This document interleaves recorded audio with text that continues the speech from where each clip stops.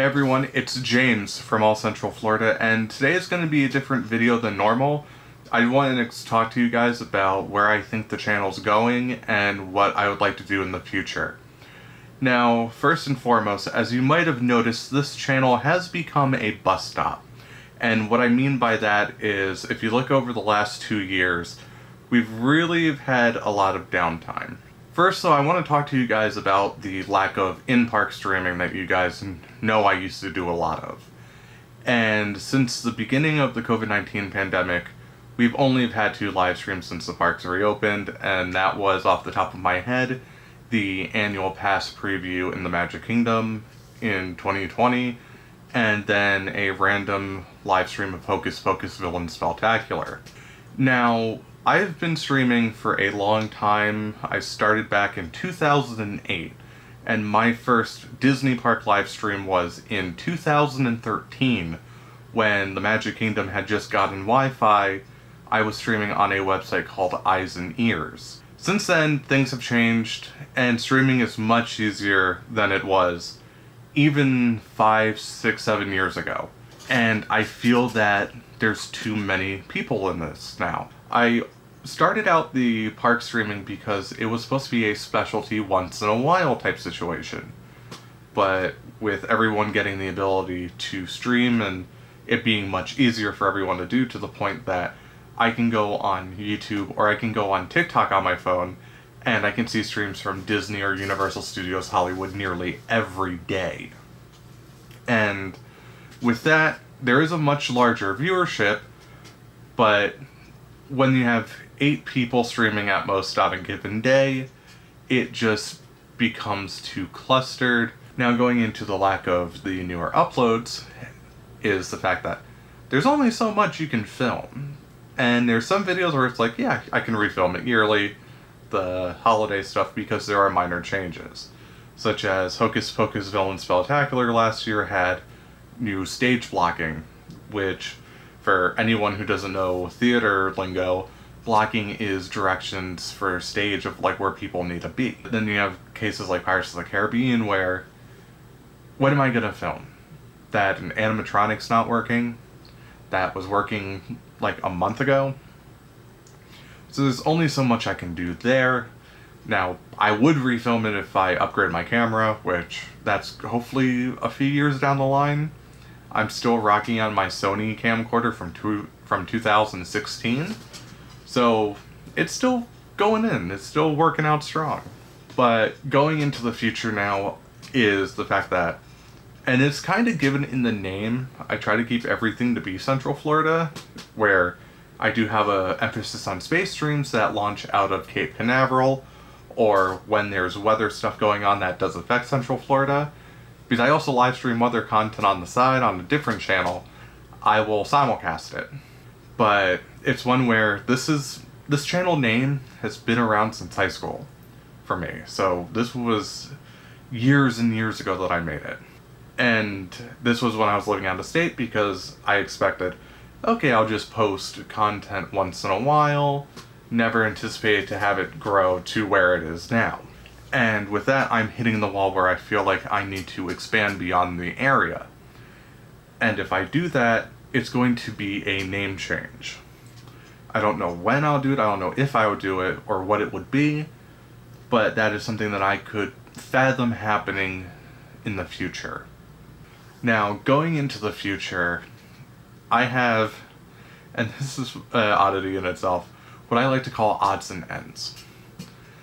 And this is my vast archive where you guys might see, for instance, Hocus Pocus Villain Spelltacular. You'll see, like, the show itself. You won't see the 20 minutes I've filmed prior to it, or Illuminations, where I will film the entire video of it from, like, the pre-show music, like 5 minutes before the pre-show music to 5 minutes from the post-show music. I'm thinking of releasing archival material further, where you guys can have the extended cuts, or just doing the odds part, where it's like, here's a 5-minute video that I just shot static on Main Street, or static of Spaceship Earth, or anything like that. Because it's one of those things where I enjoy having background noise, and that's something that could be seen as background noise. I'm going to have in the future as well some content coming up probably in the next week or so, starting from my recent trip to New Jersey, where I filmed a lot of oddities in that. Now, what I mean in the oddities for it is, I filmed parts of the plane ride. I filmed parts of, or I filmed, because it was my area where I grew up at the time, the train going from one station to New York City. And I'll probably release those as background noise in the future, because that's something that I really enjoy. It's like, okay, background noise here, and it's kind of like a historical time capsule that somebody wouldn't think about. Going into potential future content here is, I've had people ask me, are you going to do any vlogs? Or are you going to... I've had moderators tell me, it's like, if I tell them, oh hey, I'm going to go do X, Y, and Z, they're like, why don't you vlog it? And I always come back to them where I don't want to have a focus on me, per se. I want to have the focus on the journey and what we're going to do, and try to make it more like a travel documentary in the way of like Anthony Bourdain's No Reservations were. Or Anthony Bourdain's Parts Unknown, because that's where I really got a love for his travel documentary style, watching it on Food Network and the Cooking Channel when it aired years and years and years ago when I would get home from school. So I want to draw inspirations from there and from other travel YouTubers that I do watch, where they make it more of a, let's focus on the journey and not on, like, I can go on TikTok, for example, and be like, get ready with me as we get ready to go to the airport.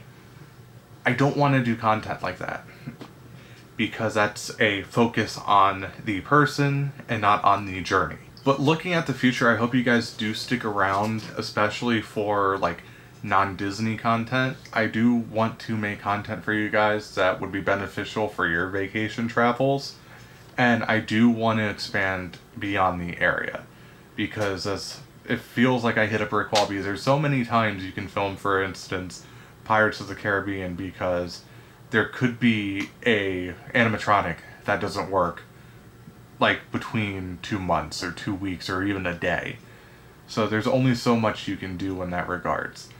And now some of you might ask me, but hey, like Guardians of the Galaxy's opened and Tron has opened, why haven't you filmed those yet?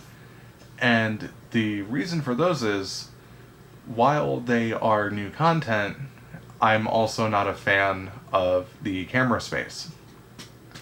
And if you've looked at some of my walkthroughs in the past as well, I make sure that I try to get the most consistent footage possible, to the point of, I will actually have, when I was testing out this phone for some videos, 4 or 5 different App Store apps going and testing them. So I'll film like a 10-second sample clip or a minute sample clip, and I will look at the frame rate data to see, okay, this one has 15 frames difference for its overall frame rate, because variable frame rate is a thing on cell phones, or this one has like 5 frames difference, and I'll know which program to use.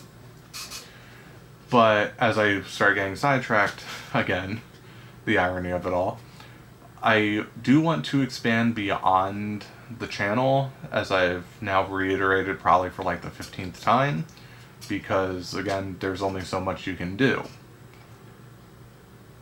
But I do hope you guys enjoy the content that does come out of New Jersey, as this is more for me a test of seeing if this content is viable and seeing what people think of it. And like in the future, as I touched on earlier, I want to potentially do vlogs in the future that are specialty, but they would not be an everyday occurrence, and I do not want them to be as mundane as, get ready with me to go do this. Travel should be about the journey, not of the... Or travel vlogs should be about the journey, and not of the person or what they do. Or, instance, they're like reviews, which, yes, in Anthony Bourdain's No Reservations, he did technically reviews, but it's one where it's not like going and testing menu items because my sense of taste is completely different from your sense of taste, where I enjoy spicy food, but you may not. You may not be able to handle spicy food. So I want to try to make it more, in instance, accessible to all, and more neutral, where I might give you my thoughts on it, but I don't want to have that as my opinion to push a narrative. I want to have it so you guys would be able to make your own decisions, as well as saying, okay, if you want to go here, it's like, oh, this place looks interesting. That place, I'm going to skip. So, before I digress any further and have any more cuts in this, I am James with AllCentralFlorida. Thank you for watching, and I hope you guys enjoy the content coming soon from New Jersey.